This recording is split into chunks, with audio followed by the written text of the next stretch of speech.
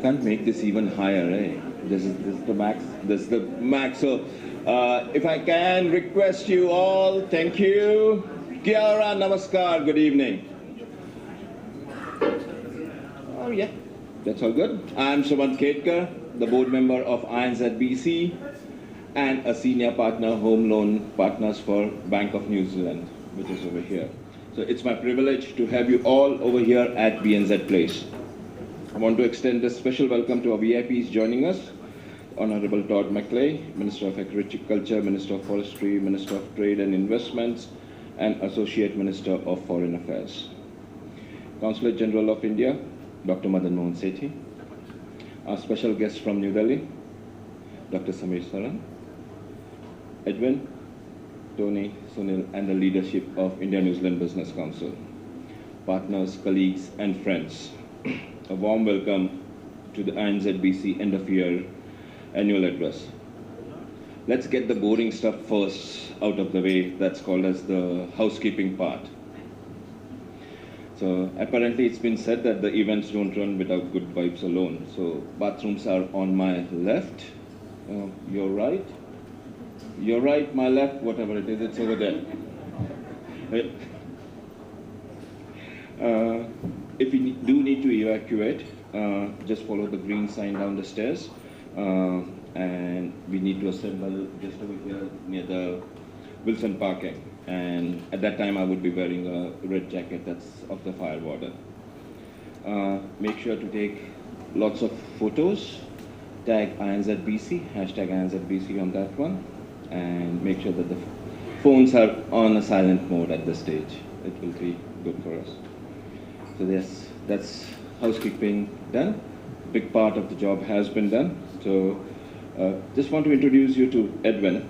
So Edwin is the chair for INZBC. He's committed in fostering commerce and trade between India and New Zealand, having founded and managed businesses both in both nations. So Edwin, please. Thank you. You need to make this thing. Always a challenge to follow up with Sumant. I need to get it to my height. Our chief guest for the evening, Dr. Samir Saran, Honorable Minister Todd McClay, Honorable Dr. Madan Mohan Sethi, Consul General of India, Councillor Victoria from the Auckland Council, Akshay Bansulji from BJP Punjab, those who travelled from other cities to be here this evening, our board members, members at large, and distinguished guests. Namaste, kia ora, good evening. It's an honor to address you tonight as we bring to close an important year in India-New Zealand Business Council's journey and prepare for a more ambitious year ahead. Preparing for the speech, I was trying to recollect, saying, what should I be reflecting on this? And I went to the beginning of the year in March when I was in Delhi at the Raisina Dialogue, and the theme was Kala Chakra, right? And we as a council over the last few events, we've been talking about how we've been anticipating and at what stage, and it's been a 14-year journey for us. And when it seems almost close, we are reflecting on what next, right? So it's the marriage is good, the event is over, then what? How do we consummate the relationship and how do we do that? So I think that was almost like, at that time it didn't make sense, but now when I reflect on it, it just made perfect sense. So when we look at Kala Chakra sorry, I just took it for granted because it seemed like I was talking to Samir. But Kala Chakra is an Indian context of the time continuum, right? So it's not linear. It doesn't start, it doesn't end. It is infinite, right? So, and that's what it is. So when we look at the Business Council and where we are today, is that, okay, so we're not just finishing a milestone, we're getting actually into a new chapter, a new whole, raft of work things that's happening, right? So it's not just a end of year reflection, it's actually a turning point for us. So in the theme of Kala Chakra, it's not a finish, going on. So just to reflect on the year, so this year saw the relaunch of the FTA, which was like the best news that we could hear at that point of time, because again, like I said, over 10-year wait, and then that fell into place. And as discussions advance, INZBC has worked closely with all the stakeholders, though we didn't have a role to play in the negotiations itself, but we were there in the room facilitating everything around that in terms of feedback. And if you look at that, I mean, the evidence is the growth in trade, the frequency of visits, the comms that we're hearing about this. But we must now prepare for what comes next, right? And last time when I spoke also, I talked about what a post-FTA scenario, whether we get it or not, and I got told off by Minister Goyal for not having enough faith in him, right? So, but I'm sure we'll hear better news sooner. But the point was we are in that space because we want to look at what a post-FTA scenario would look like and what is the role of the council in that. Right, so long we were playing the advocacy bit, we're playing the asking bit, but now when we have it or when we're going to have it, and if that happens, what happens next? So we've taken it upon ourselves to actually create that ecosystem, to create that environment where we will do it after things. And I don't want to hog the limelight of the others who are going to speak later in the evening, but you'll hear more strategically. You would have heard about our strategic workshop we did on October, and stemming from that and aligning with both the Prime Minister's shared document and their vision. So we've got a great roadmap for 2026. And also for our members, as it's our end of year address, I'm obliged to report back to you. So in terms of our membership value, we're going through a significant uptake. So we are, soon you will hear from us about a renewal plan and also a new app that we're launching. So which you'll be able to engage with us better, just like you deal with Noel Laning or Jetstar or whatever, INZBC, one of those things, right? So you'll have enough updates and stuff. And the other part that we are committed to is to actually take delegations across, and I know Sunil's already onto it, and we are hopefully, for the Raisina dialogue, we'll have a significant delegation, but things are in place already, so you'll hear from it from the beginning of next year. So in terms of just what's happening and how we're doing, so I don't want to, again, you'll hear more from the others, but I just want to leave with what do we do when we step into this next phase or this next cycle, right? So the question that we ask, and I meet with a lot of Kiwi businesses which are curious about India, ask questions, how many time zones does India have? And like, no, can we do this? Can we sell that kind of stuff? The reflection for me is like, how prepared are we, right? Hey, let's hope we get the FTA, and when that's done, how are we going to consummate this? How are we going to deliver, right? And that's a place where we see, along with our stakeholders, MFAT, NZT, the High Commissions, and ourselves, to actually create and contribute to that ecosystem to facilitate our members and the governments to engage better. So, and also for our institutions, so to not to stick to the lanes, but to actually step out and look at options to develop, to engage with India. And as a business council, we constantly reflect and we say, are we ready to lead the way into this new space, right? And we must answer these questions not in word, but in actions, partnerships, and results. To all our members, partners, and supporters, thank you. Your engagement and trust continue to drive this council forward. Let us now enter 2026, not just with optimism, but with preparation. Not just with ambition, but with a mindset of collaboration. Let us take our place in the cycle of time, in this moment in the Kala Chakra, ready to create value, deepen ties, and shape a shared future. Dhanyavad, thank you.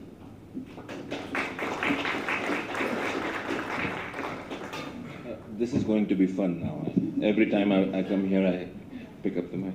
So let me just introduce you to our Deputy Chair, Tony Martin. Tony is the Chief Executive Officer of Prigwar, a leading New Zealand-based horticulture intellectual property company. With a robust background in international trade, he previously served as New Zealand's Trade Commissioner, Consul General in Vietnam, and as Regional Director of NZTE across India, the Middle East, and Africa. Tony, please. Thank you.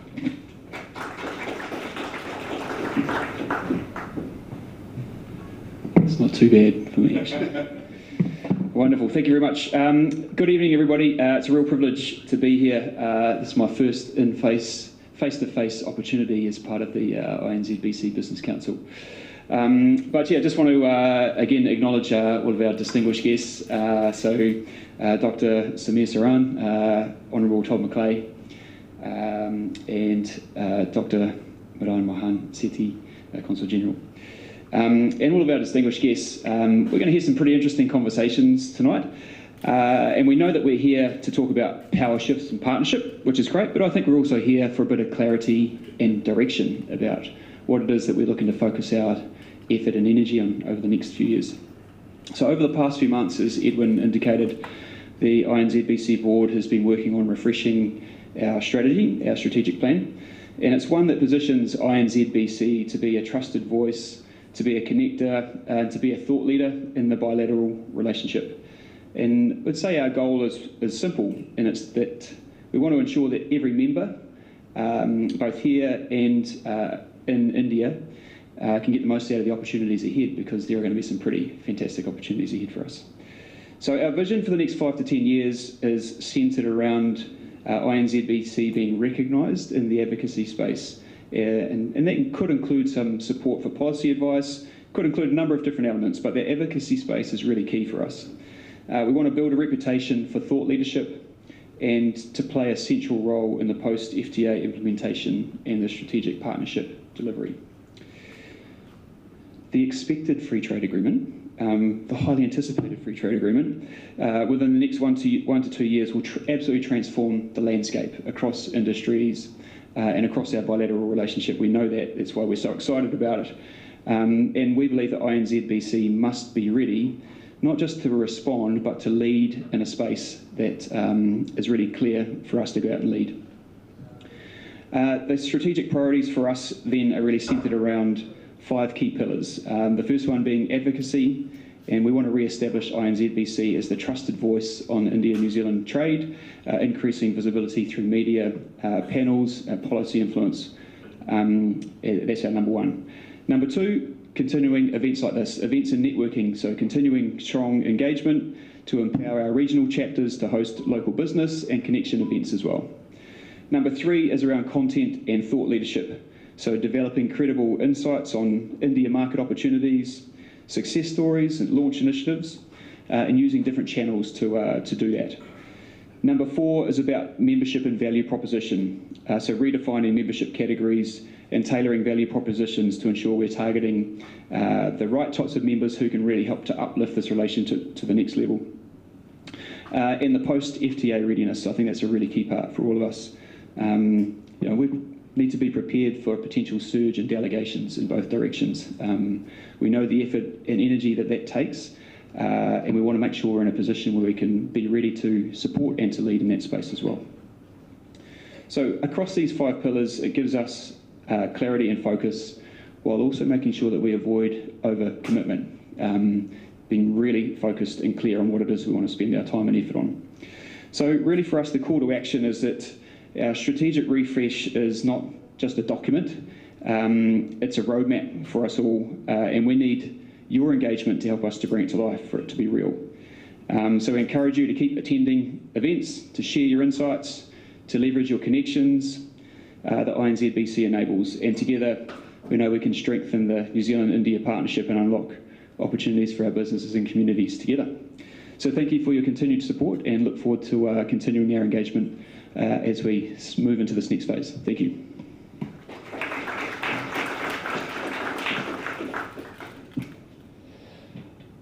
Thank you, Tony.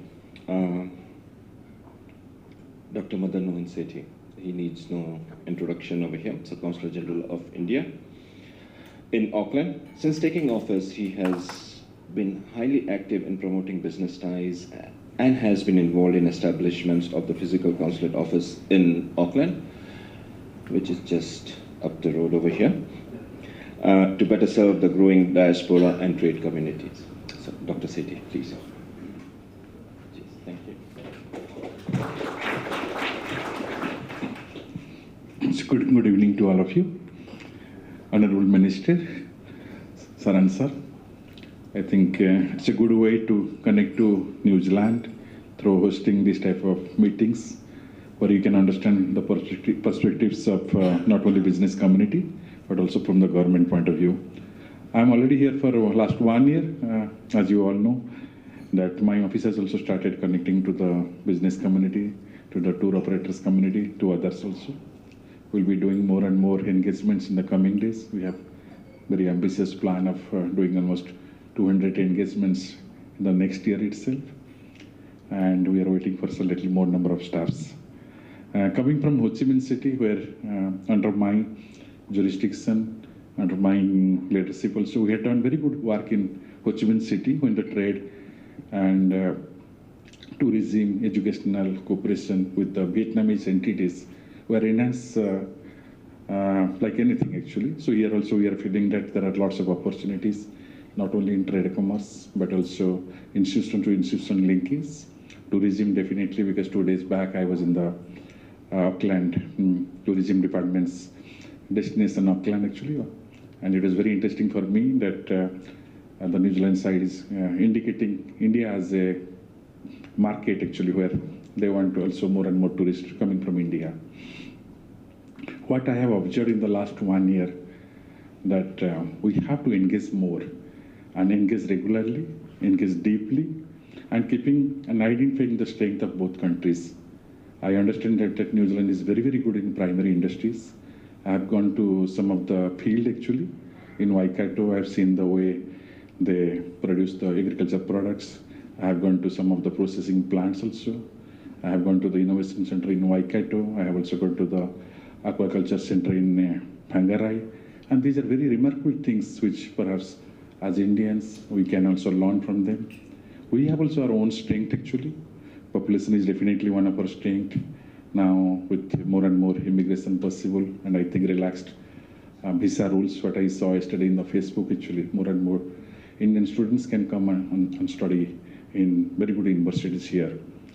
While Indian universities, as you know, are very, very theoretical in approach. I have seen here the Waikato University. Just 10 minutes back, I came from the Auckland University, where they are demonstrating the wireless power transmission project actually. So we can learn also from the universities through linkage between our universities and the universities here in New Zealand, particularly in Auckland and in my own area. My office is also trying to connect to not only to Q communities but also to Maori communities. Perhaps the first Maori cultural delegation will go to India in month of January. They may go to 3 to 4 states of India.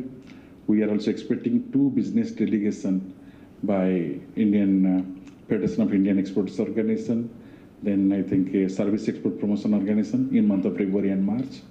Today actually on my table I have kept the paper which will go to Commerce Secretary that we are ready to engage with our business groups actually. So what I personally believe that after the visit of the Commerce Minister, there is a buzz between the Indian community and the Q community that many things can be done. As Mr. Tony told that cooperation, partnership, all these things are very, very important between both the countries.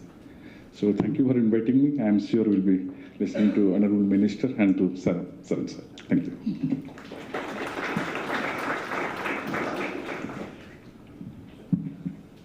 Again. Thank you, Dr. Sethi.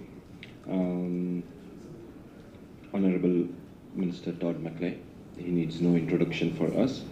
In fact, he has visited India more times in the last 2 years than I have personally visited in a last decade.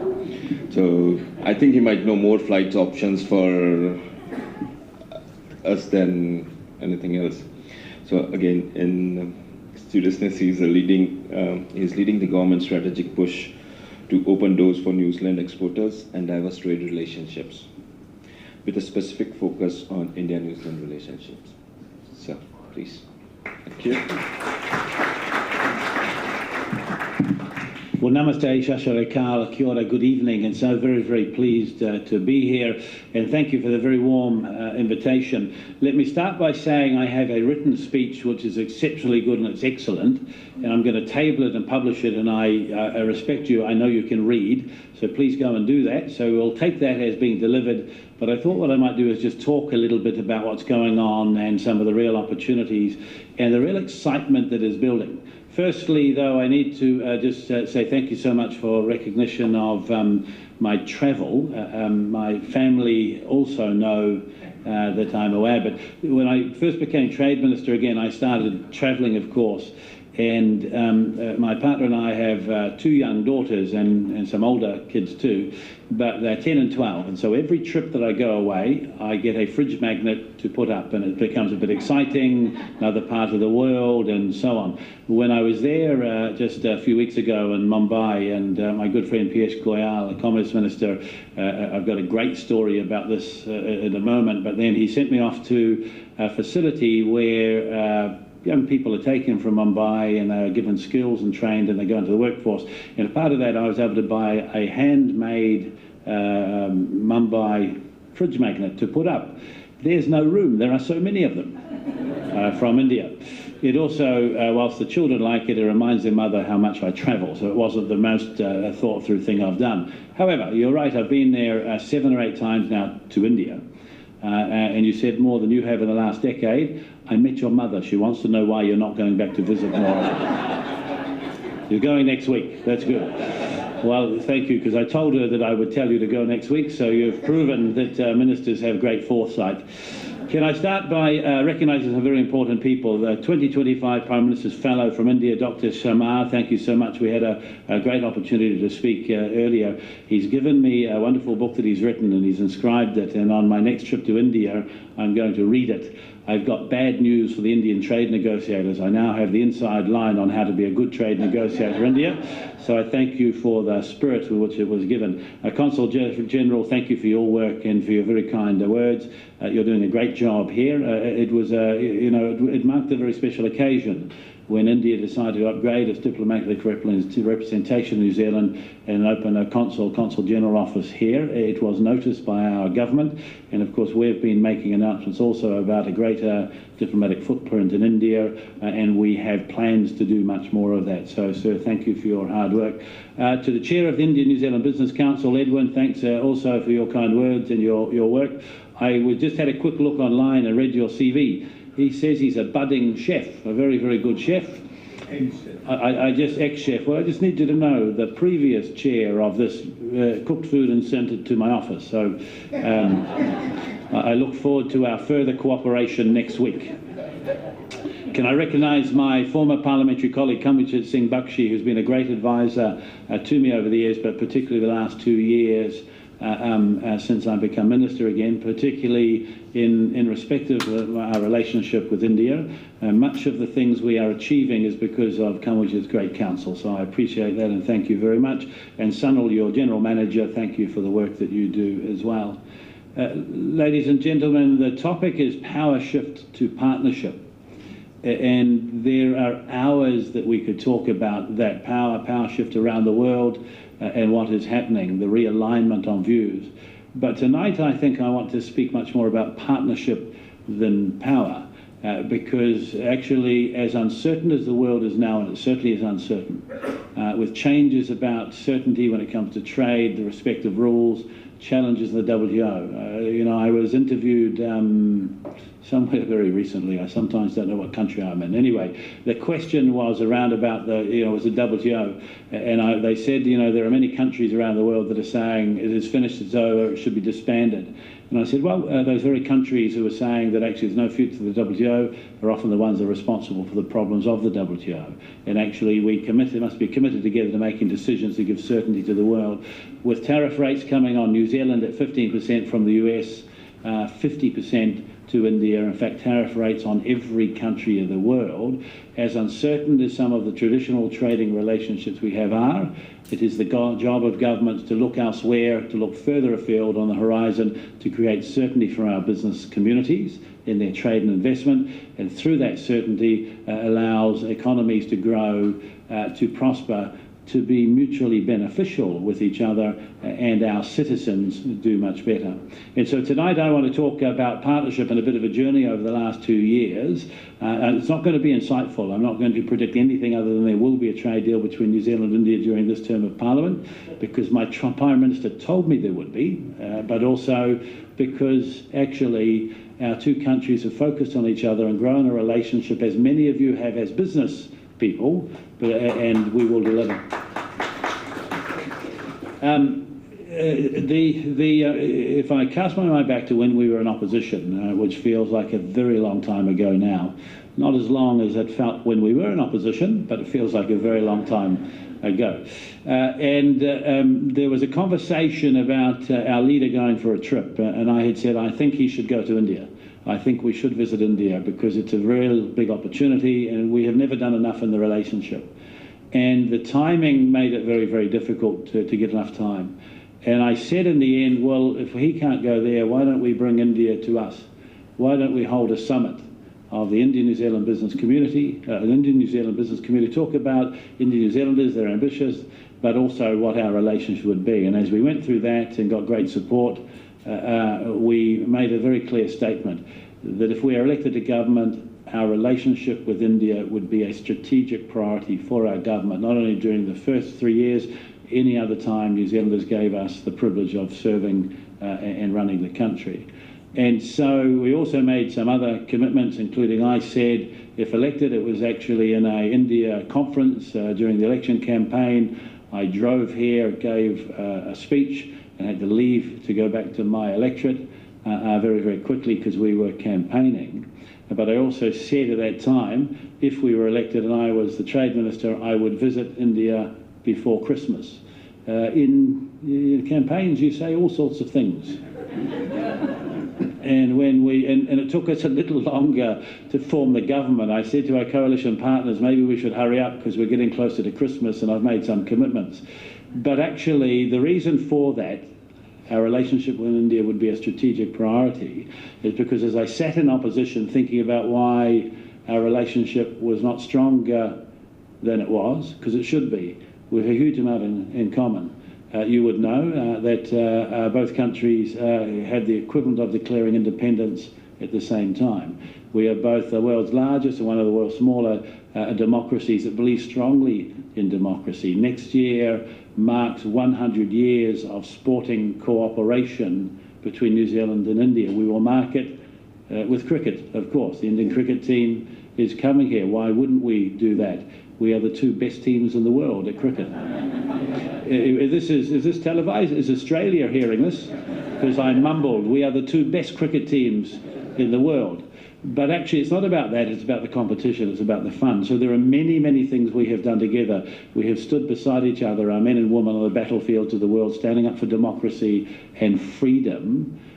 And to my mind, as I sat in opposition, I wondered why it was the relationship wasn't bigger, stronger, we didn't talk more about it. And there is no reason other than geographically it's hard to travel, the flights were not there, and so on. So as I said to the Prime Minister, we should make this a strategic priority. It meant we had to actually do most of the travelling because we're a small nation, a long way from everywhere. And if we're not out on the world stage hustling, then nobody will do it for us. We may not be forgotten, but we may not be remembered.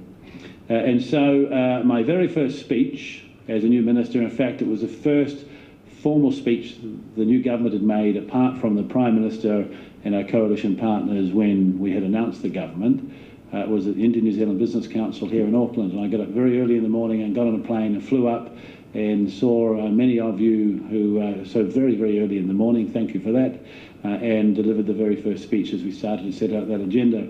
And then you will remember we formed the government, we got sworn in, we had a mini budget, and I jumped on a plane with 3 of my senior officials, and I flew to India for a day. And some of you remember the media not believing me. When in New Zealand we have to declare our travel and our cabinet papers and expenses and so on. And somebody thought they had caught me making a mistake so very early because they saw the cost of the flight up and the flight back, and they saw the hospitality and other things, but they could not find the cost for the hotel room. And the reason for that is we didn't spend a night in a hotel. We left here, we arrived early in the morning. I had a very big program of engagement with the business community and with agents that bring students to New Zealand to study, with travel agents, with the small businesses from across New Delhi, a very large event, so where hundreds and hundreds of people came to speak a little bit like this, some television, and then that evening I met with Piyush Goyal, my counterpart, and someone who's become a very, very good and very close and genuine friend. And I remember after the meeting, Piyush took me out in his office, out onto a balcony to see the sights of the city, to point out where the Parliament was and the President's office was and all the other buildings. And as we look to the left, a gate that marks independence and such an important part of Indian history. And he said to me, when did you get here? I said, I arrived this morning, I flew all the way through. And he said, oh, that's good. How long are you staying for? No, he said, what have you done when you're here? And I told him the day. And he said, why, how long are you staying for? What else are you doing? I said, I'm leaving tonight. And he said, what do you mean you're leaving tonight? I said, well, I'm going home. He said, but it's so far, why have you come? And I said, well, I made the commitments and I've come to meet you because we're going to be spending a lot of time talking to each other. And we then got on the plane that night and slept for 5 hours, had a day in Singapore, and then slept again on the plane home and arrived back. And some of my colleagues did not realise I had been away. It's not a problem they have now. They don't realise I'm still a member of Parliament. They don't see enough of me. But the point of that was we made an effort. And I remember when I next met Piyush at the WTO ministerial meeting just a couple of months later in Abu Dhabi, and we had a very formal sit-down and then a chance to wander around and chat. And he saw me with a great big grin and he says, there's that crazy Kiwi that flies all the way to my capital for one day. I didn't tell him it's easier to get to India and probably cheaper than it is to fly with Air New Zealand down to Invercargill. But the point of this is we put the effort in. And as I jump forward, I think it's 6 or 7 visits now. I don't know because I stopped counting. I have been there a lot. When Minister Goyal was here just a few weeks ago, hosted him in New Zealand. And think about how the relationship actually has changed, the effort that has been put in on both sides of the equation, not just ours. It is reciprocated. It is now as important to India, this relationship, as we decided it would be for New Zealand. Ultimately, as he was down here a little while ago with many of you, we were talking, and I said, I have been in India so long, my colleagues think I have an apartment there, and the Prime Minister wonders if I have a family there.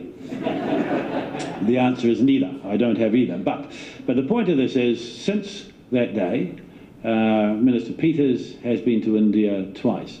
2 very successful visits, one of which he went out to Gujarat to look around and to learn more about India. He came back having seen things from new modern cities with the world's best technology, cities of the future, and he came back and said, why can't we do that here?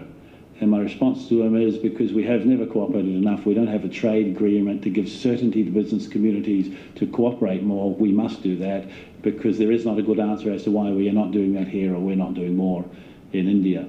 The Indian president visited New Zealand, a very successful visit. The first visit of a president to New Zealand, if not the first in a very, very long time.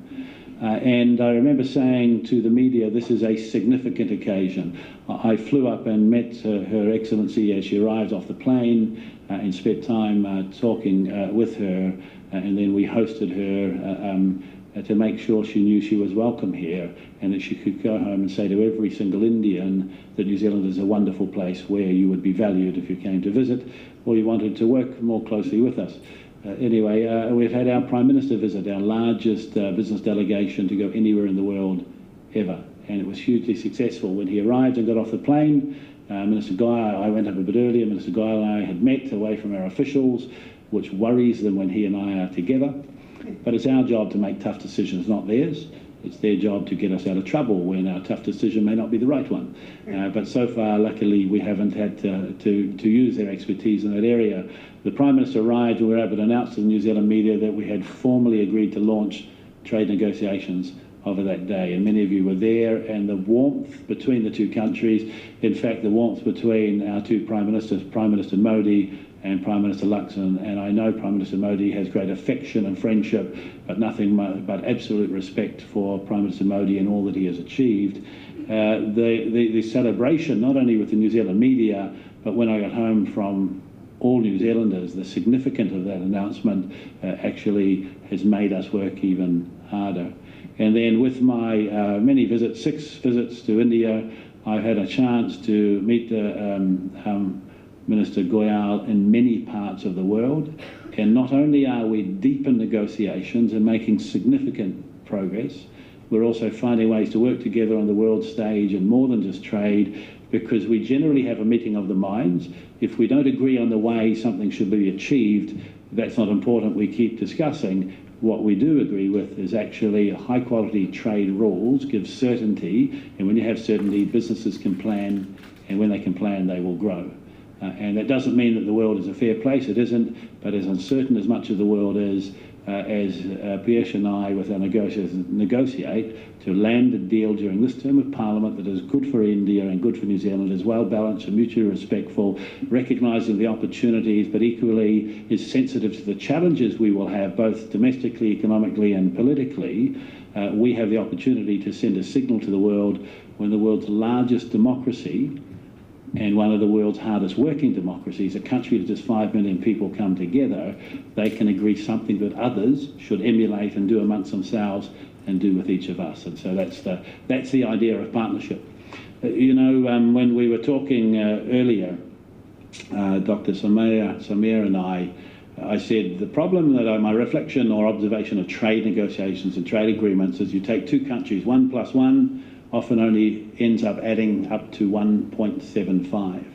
In the case of our negotiation with India, 1 + 1 easily will result in 3 and more, because we made a commitment, and Piyush and I said in the very early days, we should only launch this negotiation if we're committed to doing it, and we shouldn't keep arguing the same things. When our negotiators have a problem, they should bring them to us, and pragmatically we should make a decision as to the way forward. And so we're making very, very good progress in that. Here's the size and scale of the opportunity for both of us. India on track to be the world's 4th largest economy, or will be next year, $3.9 trillion, 15 times New Zealand's economy. The fastest growing economy in the G20, on track to become the world's 3rd largest economy, overtaking Germany by 2030. In the year 2000, India was not in the top 10 largest economies in the world. Such significant speed of achievement, remarkable progress. In the decade to 2022, extreme poverty fell from 27% to 5%. That is a significant achievement on behalf of the government. That takes focus and planning and execution. Look around the world. These things don't happen merely by chance or by luck. Currently, 400 million people in India's middle class, growing to 700 million people by 2030. And I've had a very clear message to many New Zealand companies, our exporters, that have been helpful and also offered views of what the trade agreement should do. And it is equal on the other side. New Zealand's ability to have a negative impact upon anything that India does is almost zero. We produce enough food to, 10% of 400 million people get 10% of their diet from New Zealand, 10% of their diet. We are as well as, on top of, not instead of. And actually the areas that will be most beneficial to our two countries when we land this trade deal is not in the goods and services we necessarily sell each other, certainly not the goods. That will happen automatically. You will choose the things you want to buy, you will make the arrangements and do trade, do the trade amongst yourselves. It will how we will grow aspiration. Our commitment has been to find ways to work with India on the desire Prime Minister Modi has set to increase the earning of farmers by 50% by 2030. If you think about New Zealand, we are the safest, highest quality food producers in the world through innovation and hard work and being smart. And much of the innovation we have here, as I visit India, I went to Gujarat, and I remember going to meet some small dairy farmers, one with 3 cows, one with 2. And then I went with them as they walked down the road to where the milk is collected in a pail, had it weighed and measured, and then written down so they would be paid. And it's a small cooperative, and there were sort of 40 or 50 people there, all the same sort of agriculture.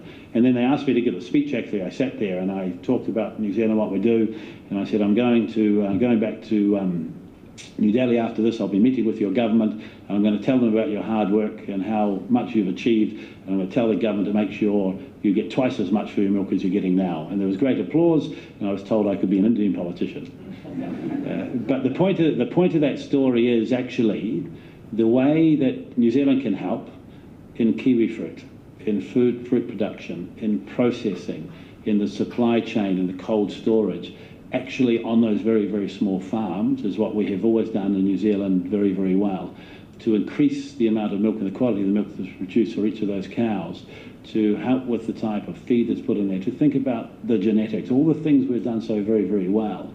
And then actually overnight, the production will increase and those that have the animals will do better, and we should do that in partnership and cooperation, because trade agreements now are not just about what we want to sell, they're about what we want to buy.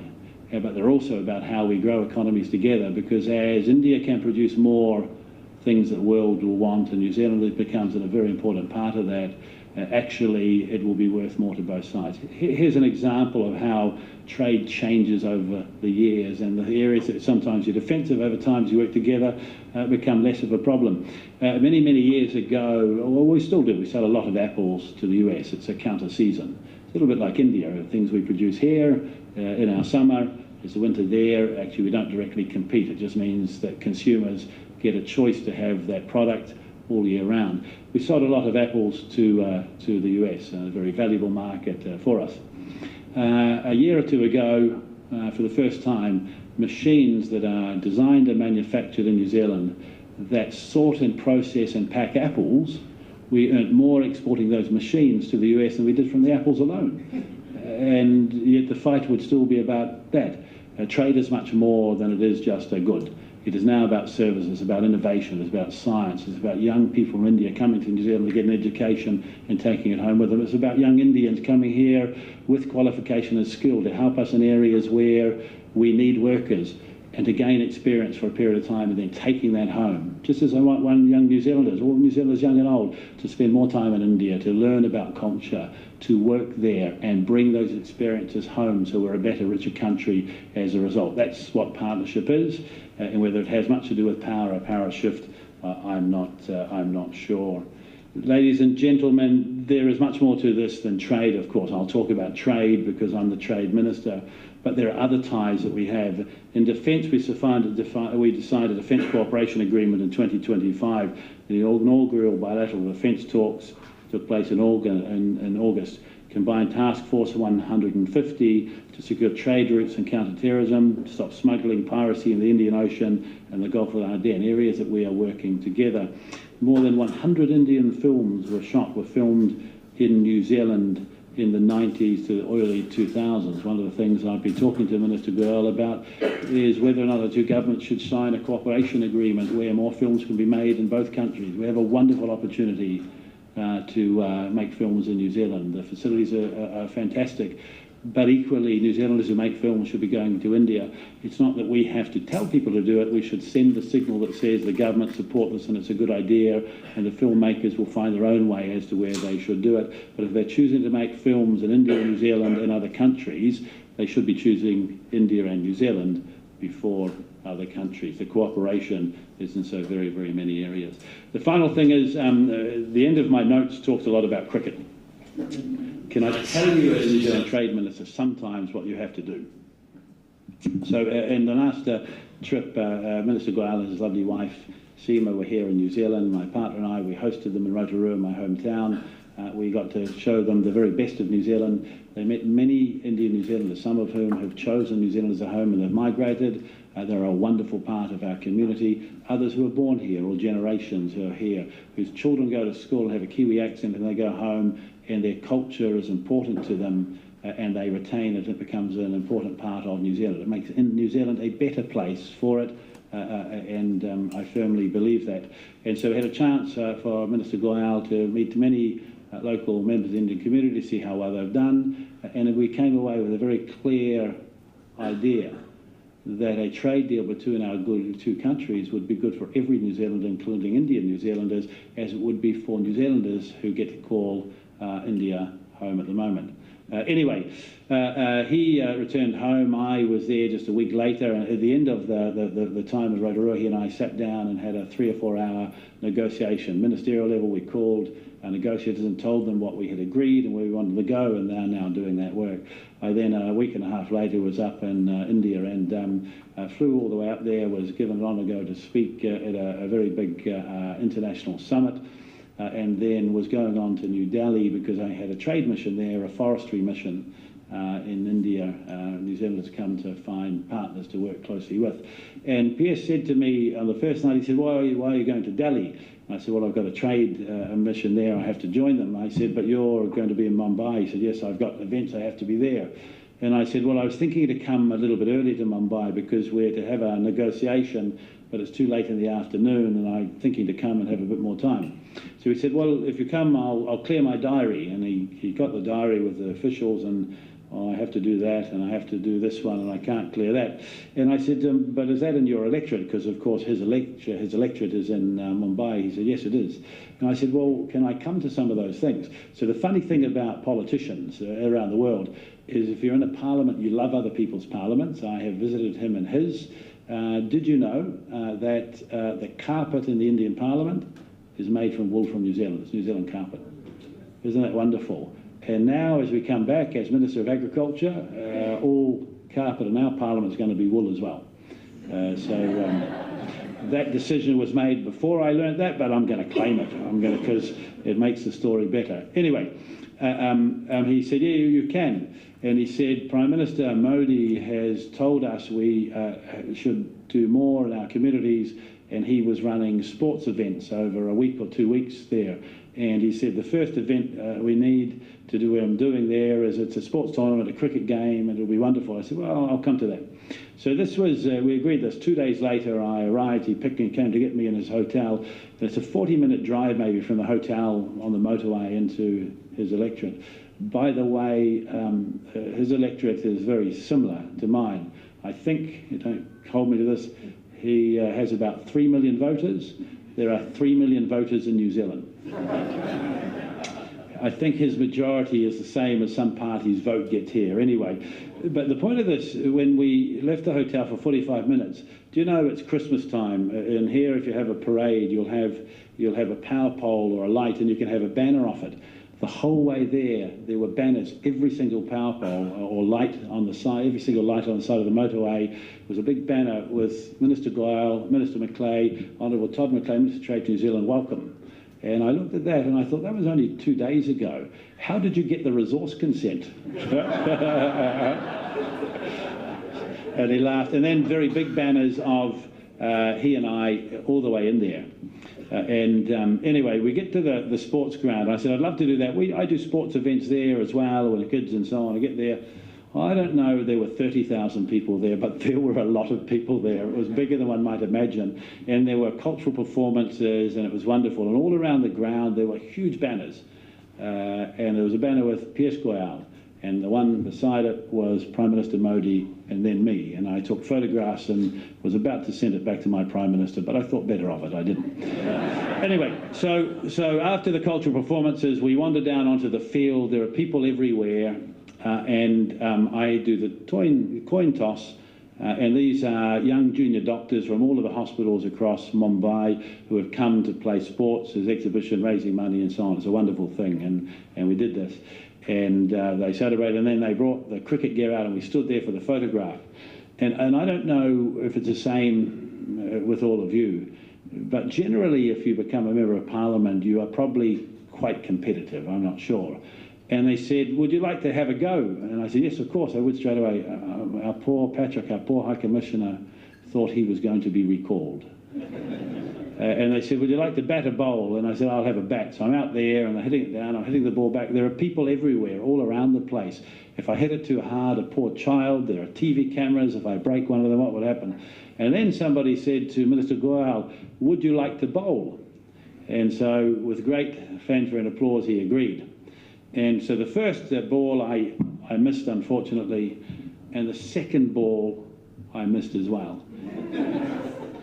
The Commerce and Trade Minister from India, in his home electorate in front of a crowd of 30,000 people, about to have a trade negotiation with the New Zealand Minister of Trade, and he bowls me. So when I got to make a speech in front of everybody at the end, because we were up there and so on, I said, it's wonderful we're here.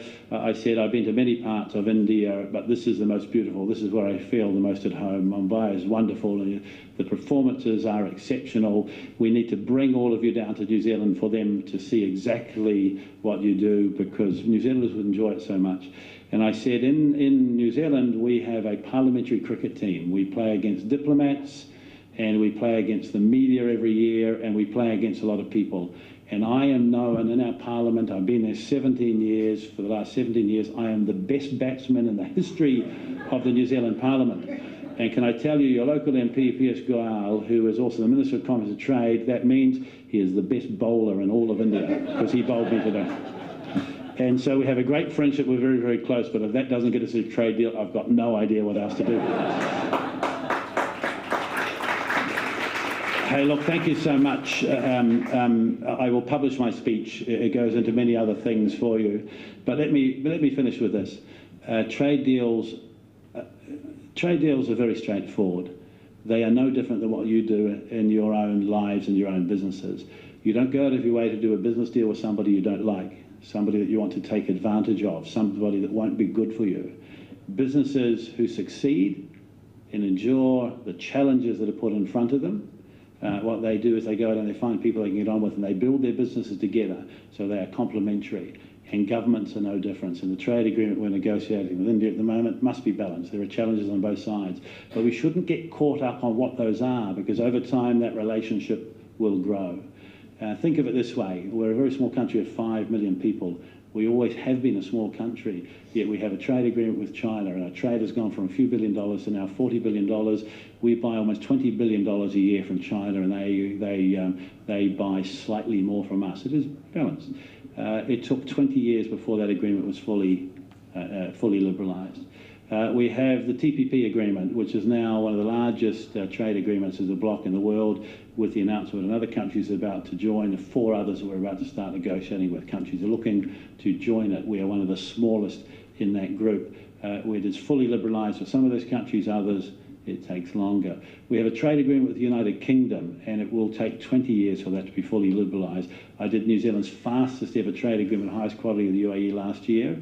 It took us 3.5 to 4 months, fully liberalised on day one. We completed last year in about 8 or 9 months with the GCC in Saudi Arabia. It will take 10 years for that to be fully liberalised. With the European Union, we have a trade agreement. It will never be fully liberalised, and we don't have a trade agreement with the US. So this is a challenging negotiation. The Indians are very, very skilled negotiators. But Minister Goyal and I agreed that actually we would try to do something that was good for both sides and do what the business community does. It's mutually beneficial, it's respectful, it is well balanced. When there are sensitivities, we find ways to find solutions to them, and that we will try not to say no, even if it means we don't get it all today, because as the relationship grows, as it has between Indian New Zealanders and New Zealand Indians, as we have more opportunities for our people to travel, for those films to be made, for businesses to invest in each country and to get to know each other, they will lead the way to the future of how successful this is. Government's job is to merely set up the rules, the rights and obligations and the framework. We then have to open the door and let the companies go out there and put life into that agreement. And that's the conversation we've been having over the last 7 or 8 months. My Prime Minister was very, very clear before the election. We will do a trade deal with India within 3 years, and we're working very, very hard to do it. And today there is nothing at all in my interaction with India or with Minister Goyal that tells me that we won't deliver on our Prime Minister's ambition. Thank you so much.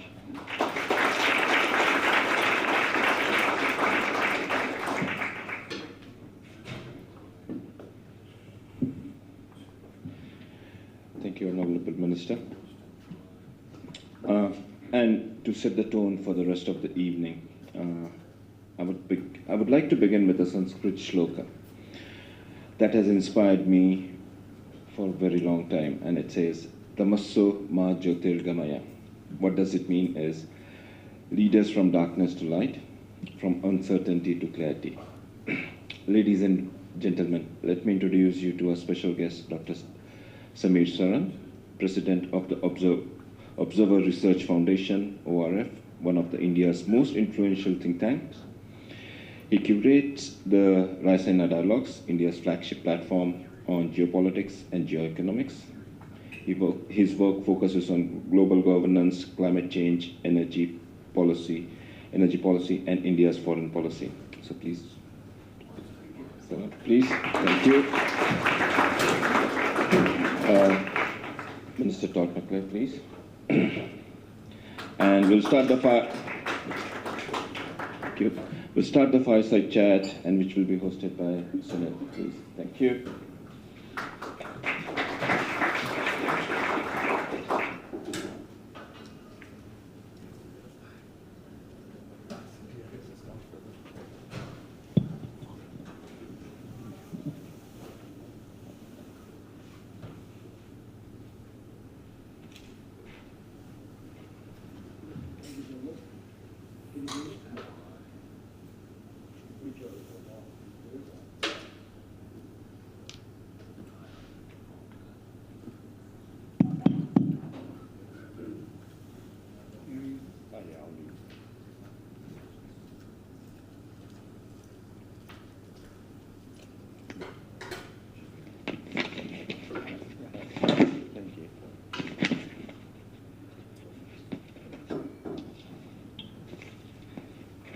Good evening, everyone. Hopefully you can hear me now.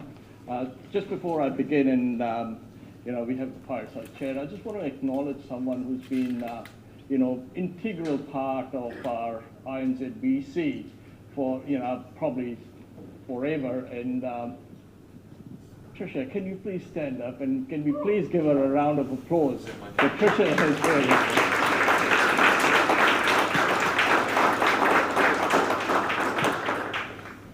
she looks very young, but she has been with INZBC since the very starting days, and has been a great advocate of India-New Zealand relationship. And many of us who are on the board or ex-board members, we are here because of her guidance. So I just wanted to acknowledge you, Tricia. You did a great job, and hopefully in the coming days, you will see the fruit of your labor, which was FTA. So thank you so much. And also thanks, Samir, for coming. It's only taken, 10, 12 years, pestering you, but at least you are here, so thank you for honoring us, obviously on the first official visit. And thank you, Minister McClay. Your India is obviously your second home. We acknowledge that. And thanks for the introduction to Samir. Samir, can I just begin, like people have asked me, so many times, who is Samir Saran, And I know you've done engineering. That's right. Yeah, and you did media studies, and then you did your doctorate in global sustainability, Mm-hmm. So who is Samir Saran? He's still finding the right degree. Still haven't found the right one. So great institutes, yeah? Don't be surprised if you find me in college again. Oh, that's good. Yeah, look, in your book, which I have read, the geotopography, I think, did you give it to? I did. Yeah, you've got to read it. So I'll ask a question from that. You've argued that, India's rise will be defined less by authoritarian power and more by its ability to provide solutions, whether in vaccines, digital infrastructure, or climate-friendly growth. How should New Zealand businesses and policy communities read India as a solution provider narrative, and what does a mature India-New Zealand economic and diplomatic partnership look in the context over the next decade? Sunil, the point I was trying to make was that unlike previous large economies, and I'm here making a leap of faith, and I think it's a valid bet to make that in the next 10 years we will move from $4 trillion to close to $10 trillion. And it could be maybe a couple of years more if global headwinds continue. But it would be fair to say that in the middle of the 2030s, we are going to be the third $10 trillion economy of the world. And unlike the previous two, the first, of course, the Americans, which were, I would argue, the first complete superpower of the world, strong economics, big military, cultural industry, the McDonald's and Hollywood shaped our imaginations around the world. I mean, even the people Rambo killed were watching Rambo and screening it. I mean, that was the power of the American cultural industry, right? So America was one of the omnibus superpowers and the last one. And the Chinese are going to find it very difficult to come anywhere near that, right? The South Koreans may, by the way, but they might grow too old before they can really fully benefit from the soft power potential that they have. But the Chinese were the export and the manufacturing superpower, they were the economic superpower, the connectivity superpower, and they are exercising that particular. India is going to be none of that. We are not going to have the infrastructure and the connectivity weight. We are not going to have the manufacturing capabilities to deliver goods to every home in the world. We are not going to have the military might, and certainly everyone is not going to dance to Bollywood music, right? So we are going to be very different. We are going to be perhaps the first real SDG power of the world. Our relevance is going to be because we have solved real world problems for over 1.5 billion people. We have alleviated a subcontinent of the kaleidoscope of miseries it had to confront, from poverty to illiteracy to hunger to famine to disease. And this was the state in 1947 when we became independent, right? Close to 90% of our population suffering from all sorts of malaise from, at the time of our independence. And we certainly in the last couple of decades, turn of the century, maybe post the liberalization in the 90s, have done it not through public sector funding and state devised schemes. We have not done it through a communist agenda or through a public sector funded agenda. We have done it through building businesses that have taken misery as the feedstock and created enterprises that have delivered to the people. So look at what our telecommunication revolution has been about. It's not about money made through the schemes that they were devised in London and New York and Paris and perhaps even in Southeast Asia. It was by making calls absolutely free. It was by the death of voice in terms of product. It was by bringing down cost of data to nearly negligible prices. It was by delivering handsets at prices that were unimaginable in the turn of the century. You give everyone a phone and then you see businesses grow. Connect them and build a marketplace and they will find the reason to engage and to create value together. We connected the world. We connected the world to India by connecting India to itself. Our FTA, the first FTA we signed was a free trade agreement with India itself. When we introduced the digital ID program and the GST, the goods and service tax, we signed an FTA with ourselves. That was the first agreement we needed. That allowed India to create the proverbial enterprises that would make billions at the bottom of the pyramid. That was the Indian model. And it is relatable. If you go to a website, mosip.io, just some of you who have the internet, go to mosip.io, and you will see 125 or 126 million folks outside of India who have embraced the Indian digital ID model and the India Stack model, who are using our open source solutions for their needs, many in your Pacific neighborhood as well. So go to that website and you'll see that Indian solutions are relatable to 8 billion people. America created wealth for the first 500 million. The Chinese took it to the next 1.5 to 2 billion. We are taking it to the 9 billion folks on this planet. So we are the first development superpower of the world in the next decade if we continue down the road. That's the point I'm making. So is that why India's growth, like the other day when we were talking, India's growing at a GDP of Argentina per year, right? No, we are growing at, so last year we added South Africa to our GDP, around 380 billion. And maybe next year we will add a Vietnam to our GDP, which is around 450 billion. But that's not the point. I think those are numbers. What you have to really see is what is happening underneath.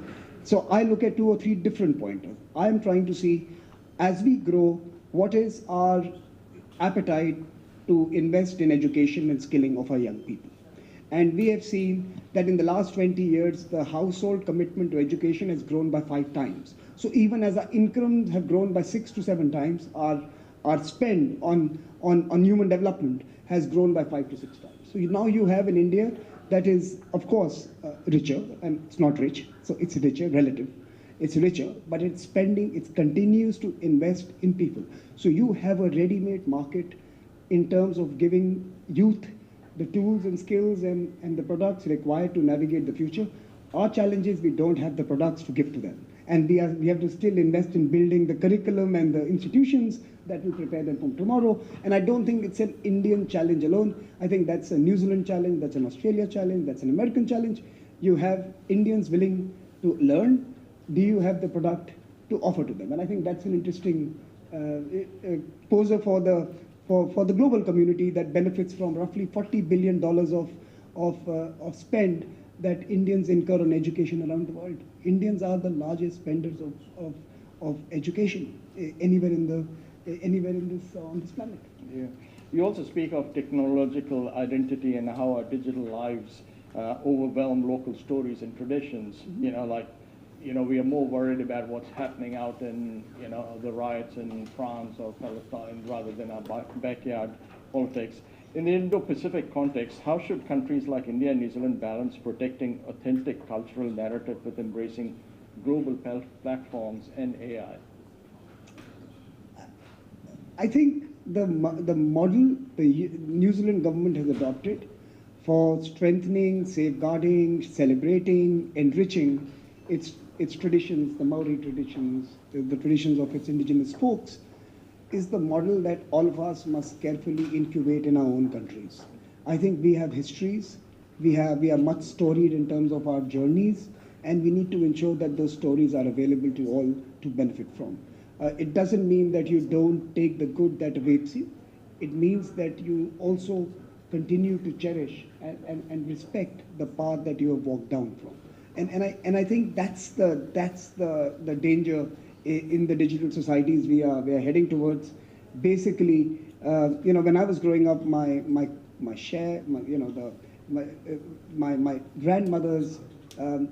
grandmother's village had, when she entered our home, our family as a bride, she came with a chef from a particular community who basically told her stories of our mythology, of our religious books, of the valor, of courage, of cowardice, of treachery, of betrayal, of culture, cuisine, and everything else.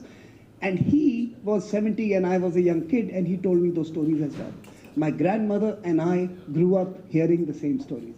And we were connected through that, even though we grew up in very different times, right?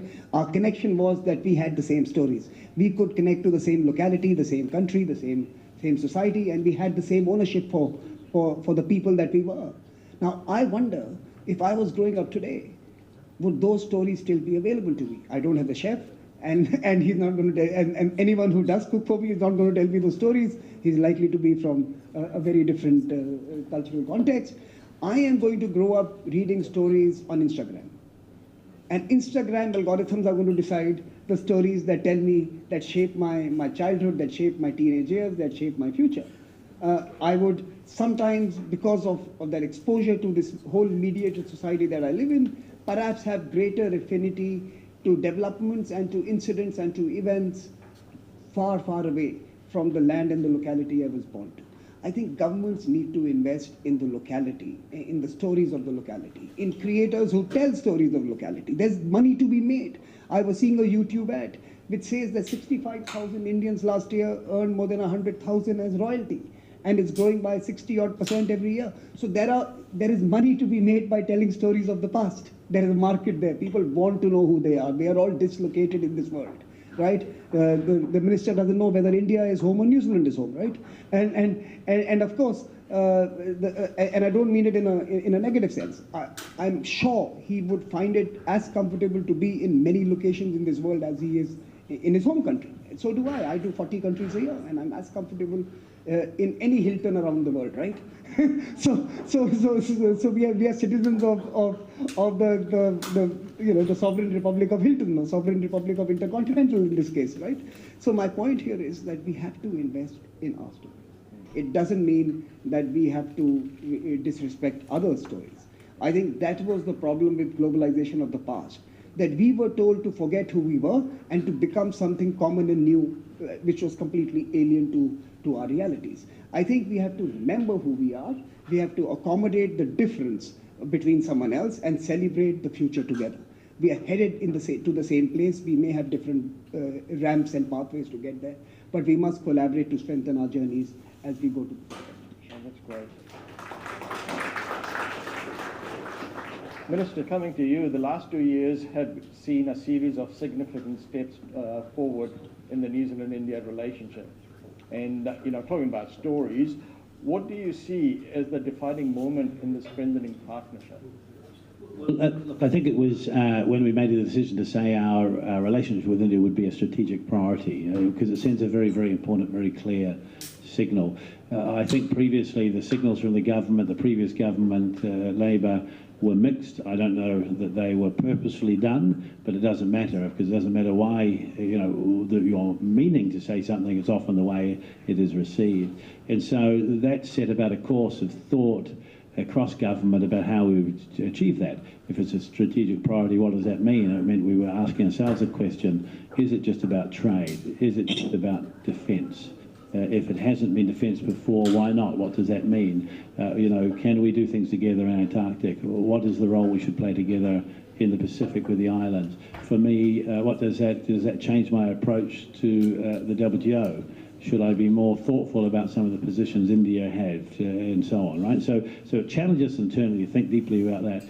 And our sister very quickly got to the point that said that there are many things we could do and should be doing without finding a reason why we weren't. I think I'm quite persistent, because as they were thinking about that, I started getting on the plane and going to visit and going to talk and meeting each other around the place. And actually, think about not where the breakthrough was, but where it became obvious that we had an opportunity to strengthen the relationship, including in trade, was Minister Goyal and I had said we should have a dinner together somewhere, in India, wherever it would be. And trade ministers often say these things: we'll meet up somewhere, have a dinner. So New Zealand, I was invited to the G7 trade ministers meeting in Italy, down at the very bottom of Italy, and looking just across the water was Sicily. And Piesh was there as well, and his lovely wife had travelled with him, and my partner was with me. Anyway, we had a formal bilateral meeting, sitting outside with Sicily behind us. So there's photographs of he and I smiling with Sicily sitting there. I'm not saying we learned something, but anyway, the point of this is, and we're chatting, and just been the election, and so I spent most of the meeting that we had, neither of us looking at our notes given to us by officials, talking about his election and how he'd won, because again, we're both parliamentarians, we like that sort of stuff, and so on. And anyway, as we were talking, I said to him, we had agreed we were going to have a dinner somewhere, and I said, how long are you here for? We should do it here, somewhere in Europe. We can do it in Sicily. But I was going the next day, and he was staying for a few days before he went home. And I said, well, that doesn't work. I said, well, what are you doing next week? He said, well, I said, well, I'll come to India and we'll have dinner. And he said, what do you mean? And you remember, he already thinks I'm crazy if I drive home. So I said, well, on my way home, I'll be in Dubai. That's quite a short flight. So he said, all right, we'll do it this day. And then he said, oh, actually, that won't work. That's budget day. I'll be busy. And I said, well, the next day. So we agreed. Anyway, jump forward an hour or so, there was a very big formal dinner.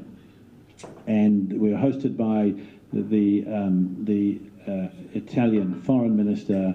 There are the G7 countries, but many others there. But hours later, the dinner didn't start till 10 o'clock for a range of reasons, including that's the best time to eat in Italy. So we're sitting there on the seaside. It's very warm. Everyone's jet lagged. We're in meetings all day. It's very hot. And they decide that they will bring a very special band from the Navy to play for us, and that they will play a song for each of one of the 7 countries. So Minister Goyal and I sitting beside each other, and then beside him is, beside me is the WTO Director General, and then his wife and my partner on the other side. And the lights are down, we're outside, and the music goes on, and he and I both fall asleep instantly. And the moment the music finishes, we both start clapping, and I fall asleep. And then the two partners, the ladies, are talking. Oh, they work so hard and so difficult. And Anna, my partner, says, does this happen a lot? He said, he's always falling asleep, says Seema. And to which Anna says, he's exactly the same, right? Sort of that. Anyway, as it finished, we finished, and we'd agreed I was going to come and see him. Everyone's laughing, and they can't see us because we're at the front row. Anyway, I sort of said, shook hands, and we'll see you for a dinner. And I said to Mrs. Goyal, I said, so lovely to meet you. Thank you for letting me sleep beside your husband. Right? Anyway, the point of this is that the two ladies have been exchanging messages and so on. So that comes back to what I said earlier, right? Actually, years ago, globalization. Globalization used to be in the good old days when actually it was growing wealth for people, and we're seeing industrialization, and trade was going, cross-border trade was increasing significantly. It was about what I can get from you, what we can get instead of them. And that is part of the reason that actually we saw economies grow and wealth grow through trade so quickly, because it was very, very competitive. Actually, you look at what happened to the WTO and other parts of the world, and there has been a movement against globalisation. And the movement against globalisation was for the wrong reasons, because globalisation was not a bad thing. It did grow wealth, it did create things. There are medicines today that wouldn't have existed otherwise through competition. Competition is a good thing. But one-sided competition where somebody has an advantage over somebody else because they are developed versus the less developed, or because they are wealthy or technologically more advanced against someone else, doesn't work. And that's why we've seen the pushback. What we are doing with India at the moment, or India is doing with us, what we're doing together, is not about what I can get from you or we from them. It's about how can we create something that takes the benefits, the advantages, an opportunity of globalisation, and apply it in such a way that everybody is a winner, not just one side. And that's the breakthrough, those conversations, not as succinctly as you have explained it, but those conversations that I've had with Minister Goyal, our two Prime Ministers has, and that is filtering through to our negotiators, because they have been told, we want to do this deal. Yeah, that's great. I think you've mentioned this twice now, and we all must pay heed to this. I think you said something which really struck me. An FTA is not an acknowledgement today of just a transactional efficient arrangement. It is an acknowledgement of the fact that I like you. And I think we have to see that we have moved from a world of efficiency, and we did that due to security and many other reasons a few years ago, resilience and decoupling and reshoring and homeshoring, etc., all those words we use, to now arrangements which are based on affinity. Cities and countries that realize this, that they will need to be attractive and be warm and hospitable and embracing of difference and diversity and opportunity, are the cities and countries that will do well. Let me give you a few examples. Earlier it was fly Dubai, buy Dubai. Yeah. Now it is fly Dubai and live in Dubai. They have golden visas and they're trying to attract the best talent. Now, by the way, New Zealand was the original. Fly New Zealand and live in New Zealand. And we have to start thinking about this paradigm once again, that you are going to compete for minds in the knowledge age, compete for talent in the age of deficits, compete for skills which are perhaps most tradable and fungible today. It's no longer about the transaction. It's actually about co-creation. And I think that's the reality. Affinity-based co-creation is the future of global trade. Every other agreement can be torn and dispensed with. That is what at least Donald Trump has told us, that no agreement is sacrosanct and it can be replaced. Affinity and trust is something that is going to last. Yes, you should clap, absolutely. They like you more than me. They never clap for me, but you're very wise. Anyway, the point is, here's another example for when I was Minister last time. We were very interested in a trade negotiation, a trade deal with the European Union. It was always very, very hard. And I did a very similar thing. I kept visiting the member states and talking, and not to persuade, not to push, to go and have a look, to work out where the opportunities were. Is it really worth it? To talk about what you could do together. Anyway, on one of the visits to the Netherlands, and the EU is very protectionist of many things, right? They always have been. Perhaps they always will be. Anyway, I went up there, and I went to the Netherlands, and the king of the Netherlands was there, and he was opening a dairy factory. And this dairy factory was making whey concentrate of a very high quality to go into nutraceuticals, into food, and to help the young and the elderly and so on. And it was a co-investment from a very large New Zealand dairy processor. And it was built there because right beside it was a factory that makes cheese, and you take the whey that is finished with the cheese, and they made more cheese in that factory than the whole of New Zealand makes. So the reason that this New Zealand company went there to invest in partnership, not by themselves, was because they had something that they could use, they could add value to, because they had innovated here and they were very good at doing it. And they had to go elsewhere in the world to do it because they could, make a lot here, but couldn't make as much on. Jump forward. There are very many people in the Netherlands got jobs as a result of that, and their farmers earned more money, although the European system makes that very hard to see. But they made more money from that. And then their product was sold in Europe and around the world and exported. That's what trade is a win-win. Jump forward a long way. We've got a trade agreement with them. There is some access for product from New Zealand, and ultimately they are doing more. That's the win bit. actually it's not just about taking a product that's a commodity and selling to market, because the race in the world now is not about what you do with commodities. They'll always be important. It's how you add value. You know, think about the workforce. Think about my children, right? I want them to have a wonderful life. I want them to keep getting skills. I want them to be skilled and get better and better jobs and enjoy. It's not just about jobs anymore, and actually that's the opportunity that you have through trade. It's not just about buying and selling anymore. It's much, much more than that. And again, these are the things we're exploring as part of the trade negotiation between New Zealand and India. You guys talked about, and you talked about, America and Donald Trump and all, and we are seeing a shift from Atlantic, across, to Indo-Pacific. What do you think the forms of coalition that India is looking at, and how does it affect Indo-Pacific? And I just want you to give your insights around, India-Russia relationship, right? And also, how that affects globally.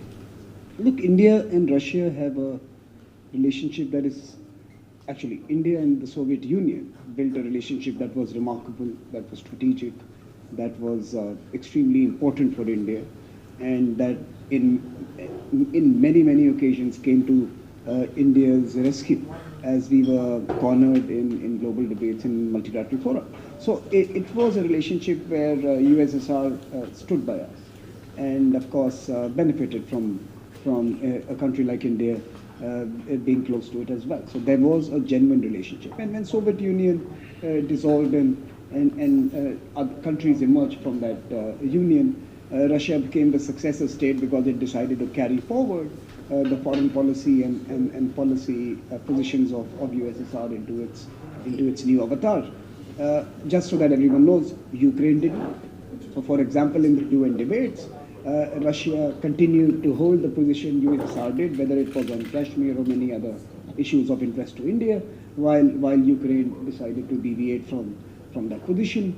And I'm not making any case for any position here. I'm just letting you know that countries are judged by their actions, and Russia continued to follow the line that USSR had vis-a-vis its India relationship. Now that's an important story there.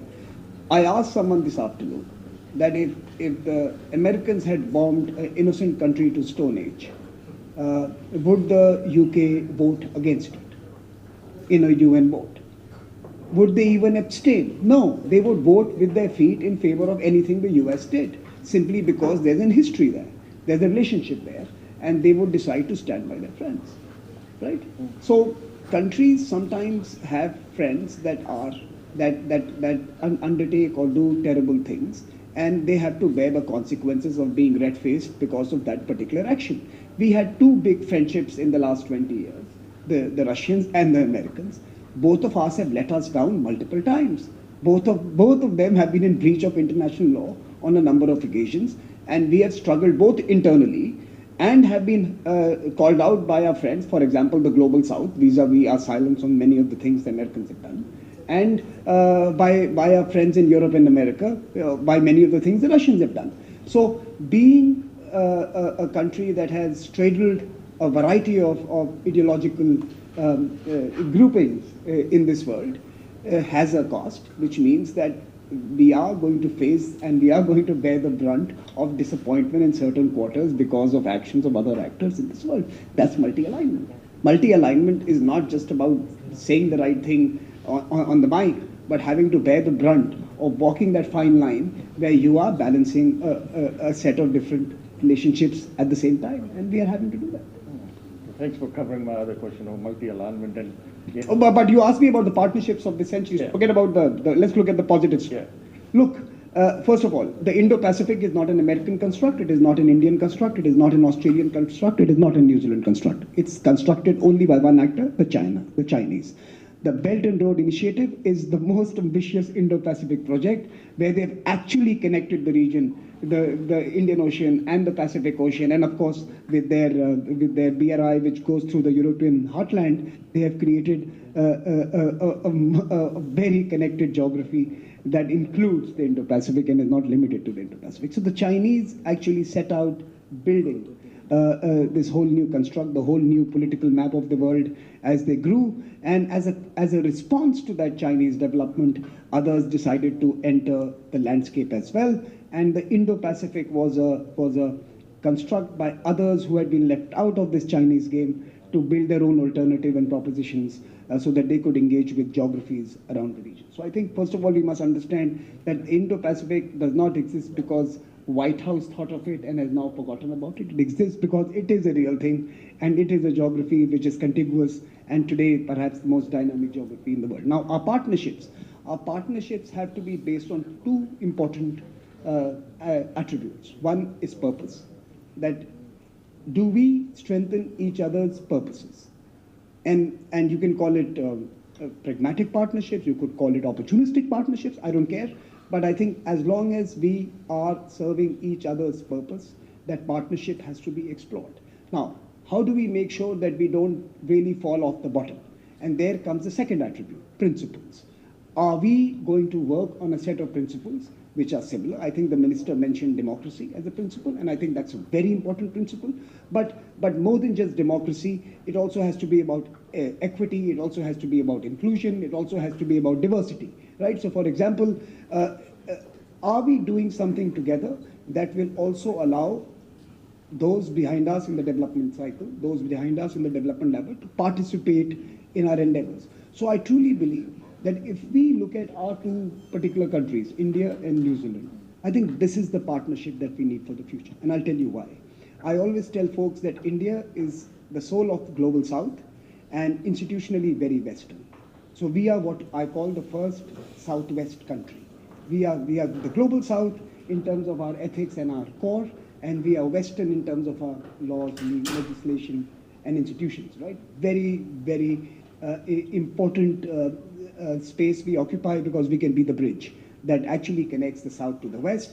And as the South rises, we could be an example that there is a Western ideal, there is an Eastern reality, and could we create a symphony of the two that allows many to be onboarded into that new future.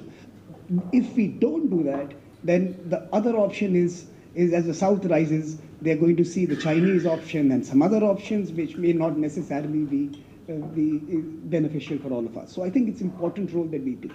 Similarly, I think New Zealand has this very unique vantage point where it is an advanced economy, a highly developed economy, a highly sophisticated economy, and yet it is in a neighborhood where, again, a very large number of communities have to make choices for their future. And can New Zealand be the shepherd to bring them onto this paradigm, which is in many ways coherent with what we are trying to do together? So I think it's not just about being large and small, it's also about being the harbingers of change for the neighborhood we inhabit, or for the communities that lean on us, or for others who are watching our journeys. So I think both of us together can really be hubs where the Indo-Pacific could come up with a hybrid and a new culture where developing and developed and Eastern and Western and Northern and Southern communities could actually find a common future. And I think that's the role that we play, and that's the partnership that we need. By the way, that's why India and UAE and India and some of the dynamic economies of Africa are also important partners, because they bring the past into the future. They bring those who were left out into the mainstream. They actually create a future where we respect the diversity of religions, of cultures, of customs, and yet we celebrate the commonality of the future that we build. Well, thanks very much. Just last question to each of you, and I'll start with you, Minister. In your view, how can business leaders like those present in the room tonight and those watching us continue to build more robust bilateral relationships? Well, it's already happening. There is this very unusual phenomenon. I'm sure people would be able to tell me why. I just observe it. When two governments start talking about trade and maybe doing a trade deal with each other, trade starts to go up. When you launch a negotiation, two-way trade increases further. We've seen that. Our two-way trade with India was going in the wrong direction. It's going up, and it's going up quite quickly. And all that does is speaks to the confidence the business community takes from when governments decide to talk to each other and try and work rules out.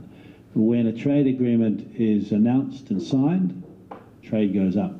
And that's if we do nothing about it other than tell you we've done it. If we go out and provide information and promote and show where the opportunities are and lead trade missions and allow people to travel backwards and forwards more easily, that would, it goes even further. So it's already starting to happen. But, on the assumption that our Prime Ministers are right in entrusting Mr. Goyal and I with responsibility delivering a trade deal, in this term of Parliament, then ultimately that certainty that you need, that you're already starting to think about because you are increasing trade, actually will just open the door, and that's all it is. So I think what the business committee should do is jump on the plane. It's one step away, one flight, one stopover, sorry, 2 flights. Keep telling us that we need a direct flight. Air New Zealand and the trade mission with the Prime Minister signed an agreement with the owners of Air India, Tata, and they are committed to code share. They're committed to direct flights by 2028. I think it can be sooner than that, by the way. So the opportunities are there. The governments are saying we want to do this. The business communities already know this. They're excited by it. Don't think about me and my negotiation. Go and do business, because actually that's all the trade agreement does. And there are parts of the world we don't have agreements, one very big one. And our trade is not going down with tariff rates is going up. And so actually, I would argue, with the exception of the odd rule, the only obstacle, the only barrier to us doing more trade with India is those that are in the minds of our business community. And Mr. Goyal and Prime Minister Modi and Prime Minister Luxon have been very clear we want to do this, so we're sweeping some of that out of the way. The very best thing the business community do is do business. That's what you're good at. Thanks very much. And last one to you, Samir. If you look around New Zealand, we are covered by water, and I think you know where I'm coming from, So India is investing heavily in ports, shipbuilding, maritime corridors, and promoting concepts like Sagar and Mahasagar to stabilize sea lanes and supply chain. In real practical terms, what kind of maritime and logistic partnership could you envisage between India and New Zealand, whether it's shipping links, resilient supply chains? Our port is just over there, and one of my favorite, Blue Economy Corporation, and what would that matter to importers and exporters? Look, I think the answer to that is short and precise. You are not going to see $200 billion of goods being shipped to New Zealand and back to India. That's not going to happen. It has to be around technology that will make it more sustainable, make it more green, make it more ecologically friendly, where nature is respected and nurtured even as you ramp up the volume. And by the way, as we move to $10 trillion, there is a consequence. The consequence is India is going to add $3 trillion to the maritime economy on an annual basis in 2035. Now, can that be green? Can that be friendly to the oceans? Then can that be sustainable in multiple dimensions? And how can India and New Zealand partner in building some of those technologies and solutions that will allow that to happen? So that's the short answer. But I think what can be done to make India and New Zealand even more naturally inclined to invest in each other? Let's take lessons. Let's take lessons from some of the partnerships that have worked. Let's take the India-US partnership from an Indian perspective.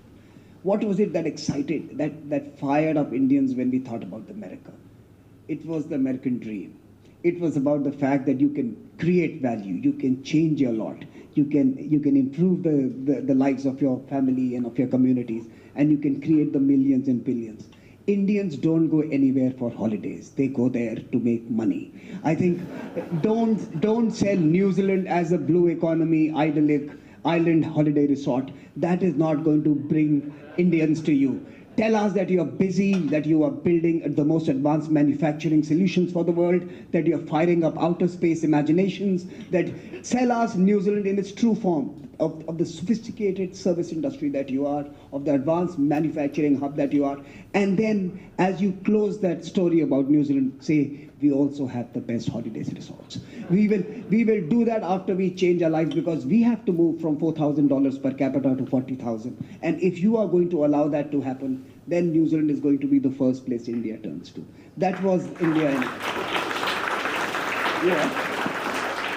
I'm going to finish on that, and then I'm going to have to say goodbye. I've got to rush to the airplane and get back to Wellington. Oh, I thought you were going to India. Sorry. I'm going to India next week, actually, but at the moment there are lots of late-night calls and Zooms on, and I want to make sure I'm there, not stuck somewhere else, because it's important to keep talking. Two things. The first is the way as your economy grows and you produce things that the world will want, and your consumers want to consume things the world produces, the way you do that is not with a trade agreement with one country, it's with many. And you do it for many, many reasons. We're not a large economy, we're a small one. We consume very, very well. Our trade agreements inevitably are always with people much bigger than us, and trade grows as a result. The reason often countries choose New Zealand to do a trade agreement is it's strategic. It's not about our opportunity to buy a lot or consume a lot, although we like to do that. It is strategic. And that very much is, I think, now starts to be recognised as the reason that negotiations are moving ahead. They were launched and so on with India. It gives many, many advantages. I'm borrowing something that you said earlier. You know, if you think about the way that we produce more food, you become more productive and so on. New Zealand is a wonderful place for taking those, testing and perfecting it, but we don't have the scale to make sure it is world-beating, except in one or two areas. With India in partnership, that becomes possible. Together we get to do the 1 + 1 = 3, so it's strategic. The second thing is it's such a wonderfully balanced, symbiotic relationship. Indians like to go on holiday to make money. Kiwis love to go on holiday to spend money. That's why we need that direct flight. And my single message to Air New Zealand and Air India is, the sooner you get a plane and put it on, in both directions, you're going to make money. Just bring the plane. Yeah. No, look, I think I completely agree, and I can't hold him back from his Zoom calls and flights. But just an idea. You know, some countries give you scale and volumes and capacities, and maybe India is one of those. Some countries give you credibility, and I think New Zealand is one of those. Whether it's defense technologies, whether it is food processing, whether it is advanced manufacturing. Imagine an Indian company innovating out of New Zealand with a New Zealand partner. And think about that country now, that company now, which is a joint venture, becoming a world beater. I think that's the story that must be imagined, that together we can cater to not only the standards of the North, but at the price points of the South. And if you could give the standards of the North with the price points of the South, you have an India and New Zealand story to share. I think that's the thing. Sorry. Ladies and gentlemen, thank you so much. Now, just, I would like to invite Angie to come and say a vote of thanks, and we've just got a little gift for both our speakers. We won't be long, it won't be more than 3 to 4 minutes, okay? And that's New Zealand 3 to 4 minutes, right? Not again. Go.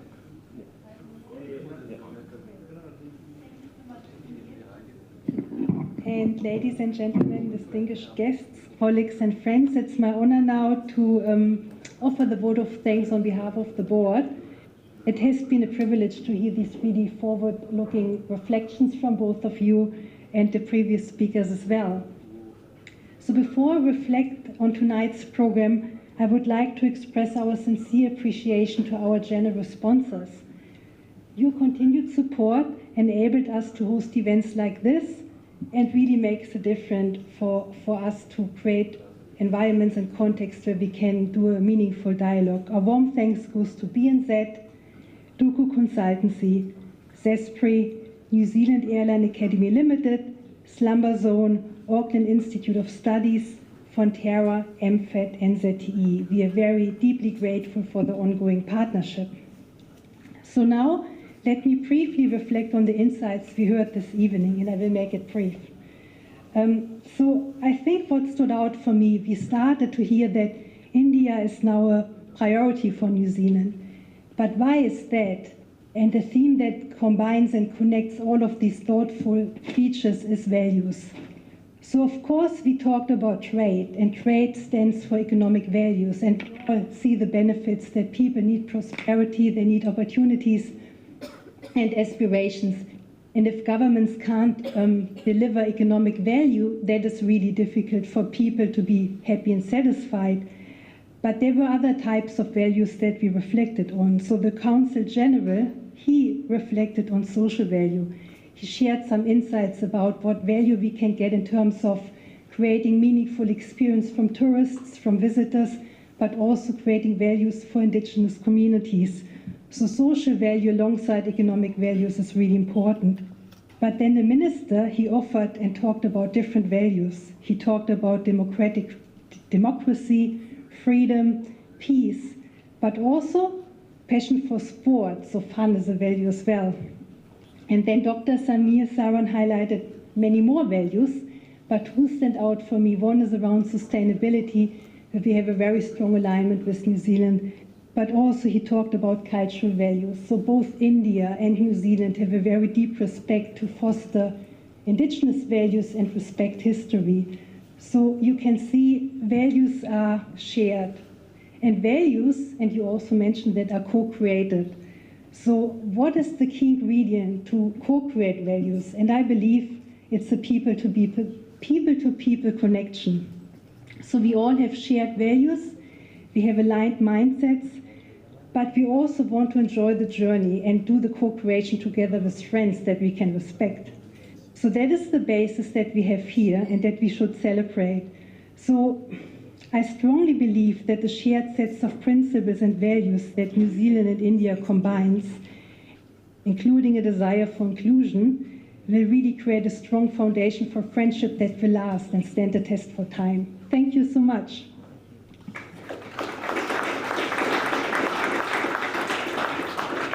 So now, before we conclude, I would like to invite a few special presentations.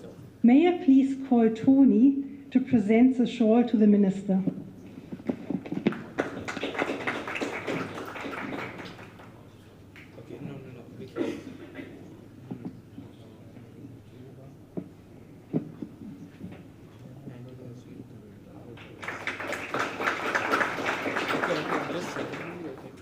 I now invite Edwin to present the plaque to Dr. Saran.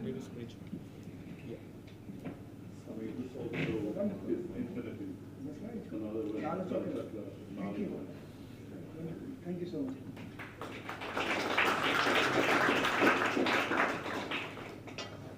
And finally, I invite Bharat to present a shawl to the Council General, please.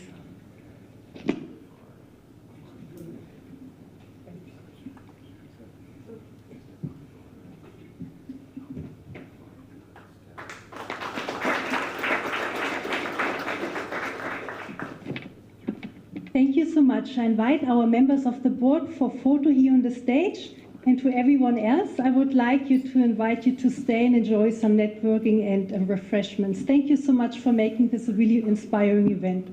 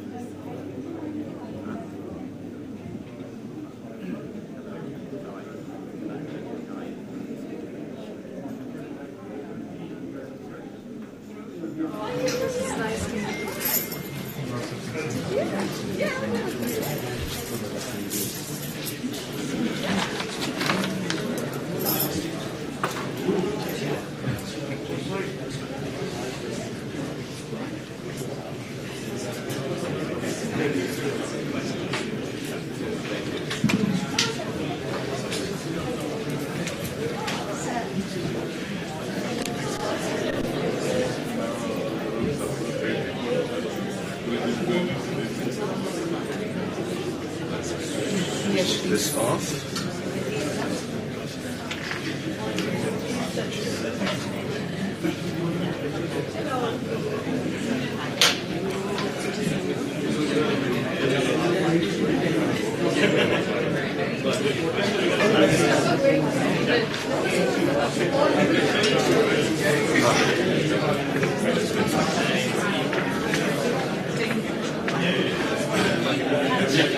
Thank you, sir.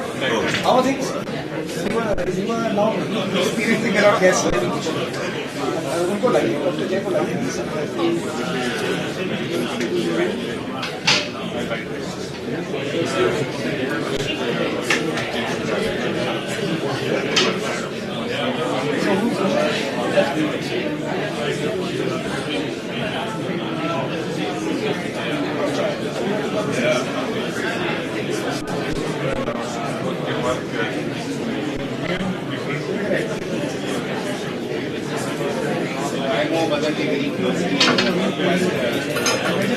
last year was Samir. I think you're just coming in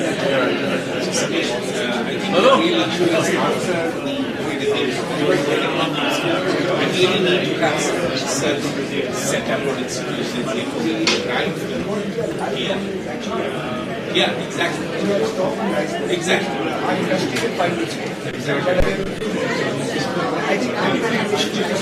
Absolutely. academic times now, the academic times. Absolutely. Absolutely.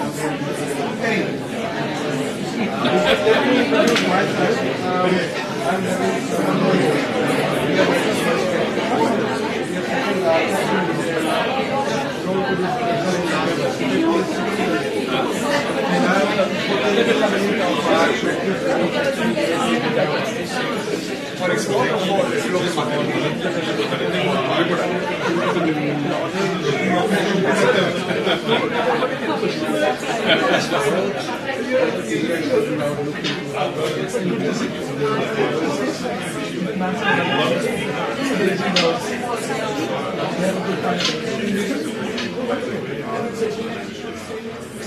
Yeah, so you had feeling, yeah, this time I wanted to make it better, probably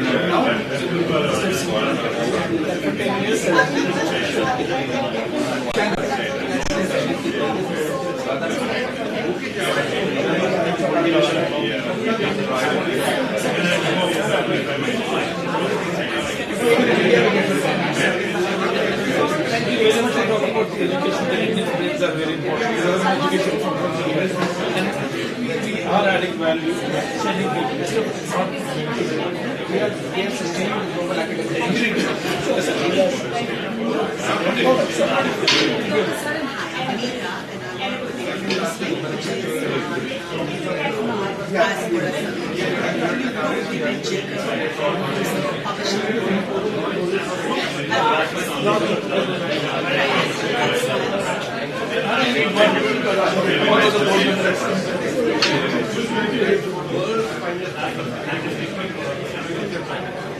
I was very happy that somebody was very loud and for me, education really we only come for 30 days. We're coming here to change their lives.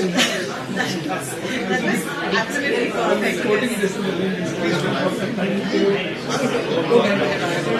work like that. I don't care. I don't go. I don't come here for work. I come for the balance. I have enough balance in my books.